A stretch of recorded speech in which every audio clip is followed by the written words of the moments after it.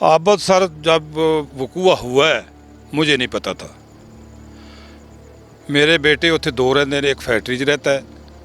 उसने मुझे फ़ोन किया है आबद के घर पुलिस बहुत ज़्यादा आ गई, 25-30 गड्डी आ गई है, तो वो कहते हैं आबद पेश करो। मुझे तो पता नहीं है क्या बात है। उसने मेरे बेटे को मुझे फ़ोन किया है भी आप अब्बा जी आ जाओ तो पुलिस से पेश हो जाओ। मैं क्या मैं मजदूर आदमी है, मेरे को टुरिया नहीं जाता, तो तू बेटा पेश हो जाओ। और तो बाद जना जब वो पेश हो गया, आबद उन्होंने कोलों फरार हो गया, बिल्कुल नज़दीकों उन्होंने फरार होया। आबद ज्यों गया 1 महीना तो 5 दिन हुए हैं, उसने मुझे फ़ोन नहीं किया। परसों रात उसने मुझे फ़ोन किया 3:32 ते, अबू जान कित्थे हो? मैं मैं घर हाँ। मैं क्या बेटा सारी बलादरी पुलिस फड़ के धीआं भैणां सब थाणियां दे विच मारियां ने, तो बच्चा तू आ जा, मैं तेन पेश कर देना, मेरे ते तेन तमात ते आ जा। उन्हें कहा बाबू जी मेरे ते तमात है, लेकिन पुलिस मैनू मारना चाहती है। मैं पुलिस नहीं मारना दांगा, तेरा मेरा खुदा ज़मान।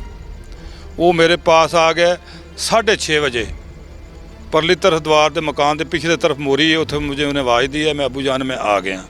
मैं क्या तू इत्थे ठहर जा, पुलिस बैठी है, थोड़ी जी पुलिस बहती है, तो अपने मोबाइल लैके अपने नट चलाते हैं, वो फिर दूसरे पासे नहीं देखते हैं। मैं उसको कपड़े दिए, मकान के पिछले तरफ वो पहनना शुरू कर दिया उसने।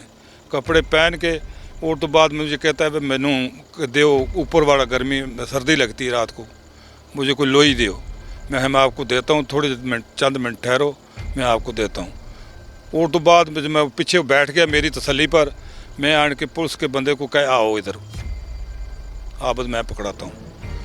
वो मेरे साथ हैं, मकान के पिछली साइड पर बैठा हुआ। मैंने आपको उसको मैं जफ़ा लगा लिया, जफ़ा लगा लिया। जो पुलिस वाले भज के उसके गले पड़ने लगे, चांद लगाने लगे। मैं पुलिस वाले ने कहा खबरदार भी इसके नीचे आए, नेड़े आए, मैं मेरे तमाद ते आया, मैं खुद इन्हू पेश कराँगा।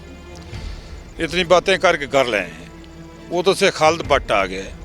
खालिद भट्ट जिस वक्त आ गया तो खालिद भट्ट को गल सुनाई, तो उन्हें आख्या मैं उसने कहा भी खालिद भट्ट ये मेरा बेटा तेरे सपुरद जे अल्लाह पाक के सपुरद है। खालिद भट्ट की गड्डी अपनी प्राइवेट गाड़ी है, उसमें बैठा के CM माल्टा टाउन।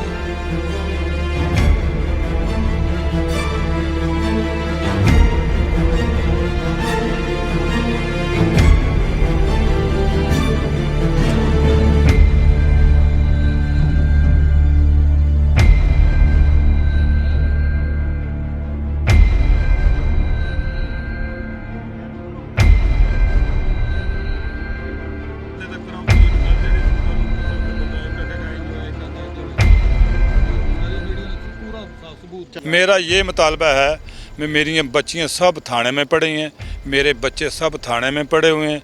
आबद जोड़ा वो पेश हो गया है, लिहाजा मेहरबानी करके मेरी बच्चियाँ छोड़िया जाए,